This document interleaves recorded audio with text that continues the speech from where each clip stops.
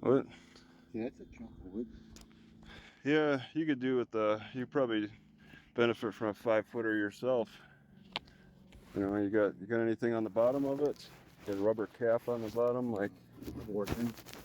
you Got don't. too short. I had a replacement, and it's getting down where it's all. What do you know? What do you got on the bottom? Let's see the I'm bottom. gonna get another. Oh, just stick. Okay. Yeah, I mean you could preserve it with the rubber bottom. It's I had a couple on there, but I won't. chair tips, 1 inch. Actually, these are a little bit bigger. When I get when this wears down, which is about to, I'm thinking I'll probably whittle it down for the 1 inch because they tend to be cheaper anyway. So Do you know what kind of wood that is? yeah, this is a maple. I got this in Minnesota, but the other one's pine. I got things on my car. I have two 5-footers, but most of the time I use one. But sometimes if I want to get into some thick woods, some nasty trails, I want two. You know, that really helps out. You move through that rough terrain like a deer. It's kind of nice, good stability. But yeah, I really appreciate the utility of just a regular stick. There's a lot that you can do with it. I don't know about the smaller ones. That's kind of short. Did you find that deer antler nearby or in the area? Not around here. Back where I'm from. Okay. Yeah. Yeah, I got 4-footers too, but I use sticks for various exercises, not just walking. Do you know the length of your stick? Probably looks like it's maybe less than 4, but four is about. I like to just kind of strengthen my legs, and 4 is about a good a good leg strengthener. I'll use 2 of them, and I'll just force against, just for some leg exercise to keep myself strong for bicycling. Because wow, I'm older, and I notice I let myself go, not really exercising, and then get on the bicycle, and I realize how weak I got. So I'm trying to implement more exercises outside of just relying on bicycling for the exercise. It's getting winded easier, and going up hills is harder. So I got to do exercises outside of bicycling. Maybe I don't bicycle enough, but still I could do more, especially like in the winter. Do you bicycle around here in the winter? I haven't been here in the winter yet. Oh, you a traveler? Oh, yeah, I'm a traveler. I've been the whole western half of the country, just up and down and around, just exploring around the area. It's very fascinating. And you're just only on bicycle, I bet, right? Is it? On foot. I just got the bike. Oh, okay. Wow. Started out in a kayak. On foot. Yeah. Wow. All right. Yeah, I've been kind of a lazy traveler in my car, just a car. I'm a car camper, so I've been kind of a lazy traveler. Do you do like the Appalachian trails or the Parts of it. you've done? Oh, all right. I mean, I've driven up to there and I've seen the trail, but to actually walk on it, Yeah, I went up that. have you seen? Where's Mount Washington? Okay, you okay? Have you seen those boxes, or they give things to the hikers as they walk by? There's like a gift box you open up, and there's like batteries or little bits of food. Oh, they have those. They're like these little blessing boxes or something along the trail that people throw things in, and hikers can take what they need. That's for the serious hiking. And I've seen that somewhere in the Rocky Mountains, like in Colorado area. You get out into them isolated places. I thought about getting out in the glacier, but I never did drink it. Yeah, people can die out there. You don't just wander. You don't just. It's not a casual. Something you prepare for. You know, I'm not very good at preparation like that. So you look for food banks and soup kitchens. You try to mark them on your map, on your Google map. No? Oh, I was for a while. I kind of gave up on it. I was doing it a lot in Oregon and Washington, California. There's some good places for food banks, and then the soup kitchen thing get some Just good. wander around and ask people when I get there. You ask, oh, I rounds. normally try to take care of myself. Just once in a blue moon. I'll Well, do you have the internet? I mean, you go on Google go to the Maps. library Okay, well, all right. You don't have a phone? anymore. All right, all right. I did have, but I never kept service up on it. There. Oh, you don't need you don't need service. You just use Wi. Yeah. What'd you say? Just bump people's Wi-Fi. Yeah, I do that. Yeah. It's not like back in the old days.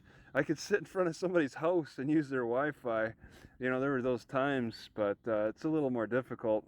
But I mean, there are places, Walmart's and Menards and the library. Yeah. I know about Walmart. Well, Walmart, yeah. Some laundromats.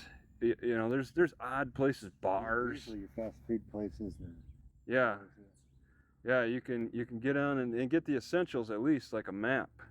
coffee shops. Yeah, Starbucks for sure. Yeah, and then get on and then mark where you want to mark important places. I always mark libraries, parks, and Walmarts on my Google Maps, and then I have a Garmin. Do you at least have like a Garmin or anything? I don't mark nothing. I just float around. You just float. Wow. All right. Okay. Can I ask how old you are? I'm 47. Just out of curiosity. 51. You're fit. Okay, just a few years older, and yeah, you're doing okay for yourself. Just wander. You don't stick around here in the winter at least. You have that. You at least are over. Stay ahead of the cold. Yeah, I do that too. But you don't see. I don't know if you've been on the West Coast. You don't have to worry about the weather if you're in Oregon, Washington, like in the western half. It rains too much. It rains a lot. Yeah. How do you get covered in the rain? What? Well, I got a car. Yeah, the people who are homeless, they're standing in the door, vestibules. They're huddling close together under just small roofs. But if it's a strong wind, it doesn't. Yeah, things got moldy when I was in Washington. I tried to sleep in my car for through the winter in Rice Lake, Wisconsin. I don't know if you know the area. That's about an hour south of here, and that in like negative 17-degree weather, and that was tough. With everything I had on, it still wasn't enough. But then I shoot straight west to Washington, the city over there, and yeah, it was rainy, but I could throw away a lot of my winter clothes. Yeah, I've been thinking about getting some peanuts for these guys. They're all along the trail below too, just like spread out. Yeah, not quite humans around here. They get plenty of food. These are the homeless beggars right here in this park. You gonna jump in my pocket and go home with me? Look at me, you almost jumped. Yeah, they are not. They're not the smartest creature. You like me, don't you? Yeah, they'll get run over by cars going 20 miles an hour. They don't really have a lot of sense. But yeah, that's cool. You're traveling. I haven't seen many. You're pretty much the first. I guess you're standing out as like maybe a homeless. You're pretty much a homeless person in Superior. Last year I was in Duluth, or 2 years ago I was in Duluth. I didn't really see any homeless people around Duluth. Yeah, they're all over. Wait a second. Maybe there was a camp they all got kicked out of. Yeah, I think you're right. There's a camp that I walked. Now that it was like in the center of the town, and they actually were getting kicked out at the time. Yeah, that's a problem with homeless people is they have a tendency to group up, and then get themselves in trouble with the local city. They'll want to just start forming a camp with. And then those are usually your addicts because they're all sharing. And then that's why they're probably grouping up, is because they're all sharing drugs with each other, and that gets them in trouble every time in all the cities. And then there's motions to remove them, to scatter them at least. I don't camp up with anybody else. I just keep to myself, move along. And I got a kayak out the Brule. I've been trying to get it right over the Brule, get my kayak. And that's the Brule River. You say you got it hidden well, because it's all right. Oh no, I hit it there. I need to go back to see if it's still there. Yeah. Well, you may not miss it if it's gone too much. It's not essential. Just a boat, I suppose. Yeah, but I'd like to paddle it back there. Yeah. Okay. Yeah. I want to go down the rest of the Bull River. The Brule River. I never like. There's guys that'll ride the 30 miles east of here. 30. Okay. All right. Yeah. Have you ever ridden the train? You a rail fan? Just You ever? Okay. I've never hopped trains Here's- yet. Okay. Just rode the, There's guys that'll do that. To take the river. I mean, I'm just driving my car and trying to conserve my driving as much as possible. Just you know, and yeah, you don't. Yeah. See, I get like kind of I record like I get police interactions, so I'll record those and like put them on YouTube and make a little bit of money with that. But what police interaction? well, cops will knock on my door, just say, hey, you know, we got a complaint. Your doors are open, your windows are open, your car hood is up, various things, and then I'll just have an interact. I'll talk with them, and then sometimes they'll arrest me, sometimes they won't. Have you ever had issues with cops yourself? Okay, yeah, that's a homeless. That's a guarantee. Cops are guaranteed when you're out in the public a lot. How do you make money off that on YouTube? It gets cop interactions are very interesting to people. All right, it's like people just like watching these cop interactions, and I'm asserting my rights too. When they ask for my ID, I ask for the cop's ID because I have a Fourth Amendment protections. I'm not obligated to just surrender my ID whenever a cop asks. So we get into that type of argument, and not all and I'm willing to go to jail. I don't really have a lot to lose, so I'm willing to go to jail, and I've built a following. I've got about 68,000, so I'm doing a little bit better with that help. Like Menominee, that's okay south of here.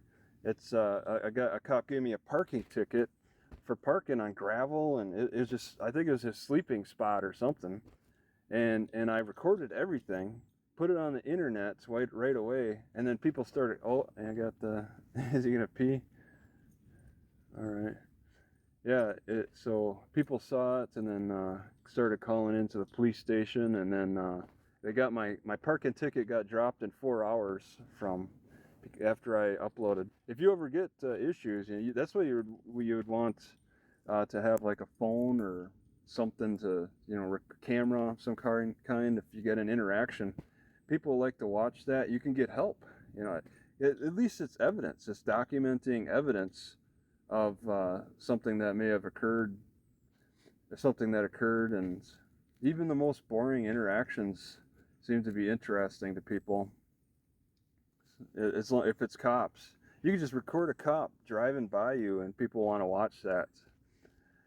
There's just something about cops that people just they're drawn to, and that's where I get most of my views. I try to do travel videos, and I record while I drive. If there's anything interesting, I'll turn the camera on. And How do you make money on it? well, I don't make a lot off the travel videos, but it's the cop videos that make the money. So if you get a cop interaction, you record it, you post it on YouTube, and then people get drawn to that. Make sure that you let people know it's a cop interaction. And I mean, there's you sound like you don't really go on the internet a whole lot. I mean, there's a lot more. How do you make money on it? Oh, there's people that advertise on YouTube. All right, say I don't know, Clorox. Yeah. It's like pizza, like a pizza delivery company wants to advertise. They're willing to pay so much money to YouTube to let them run their commercials. So before my video plays, a commercial will play. All right, and then I'll get a little bit of that revenue from that commercial. Some people watch commercials. I'm subscribed to YouTube Premium, so I avoid commercials. It's $12 a month.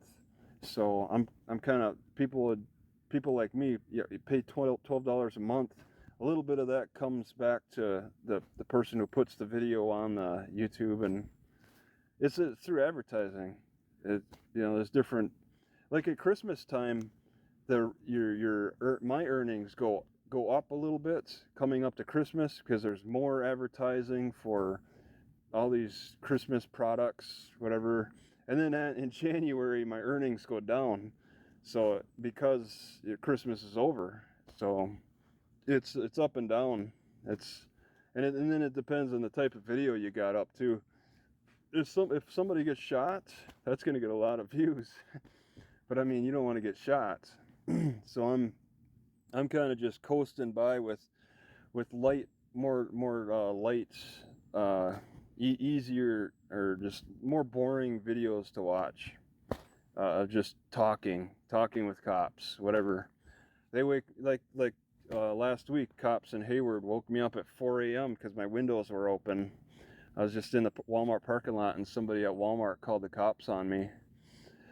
So I just instantly recorded and put it on YouTube, and I think I got like 60,000 views, something like that, and might still be going up. It's only a week ago, and it's boring stuff. I just kind of talked about what I was doing, where I've been. How much you make off one gets 60? Oh, it's a dollar per 1,000 views, roughly for what I've seen. But I mean, if you're doing auto mechanic stuff, if you were showing how to put together an engine, they could pay like $5 or $10 per 1,000 views because it's more specific. There's different advertisers involved. With just general cop stuff, it's about $1 per 1,000 or something. Yeah, I started thinking about that here not too long ago. Yeah. Well, I'm just. It's something. It's growing. It's just something to think about. Especially, it's a good defense if you get in trouble with the law. So, all right.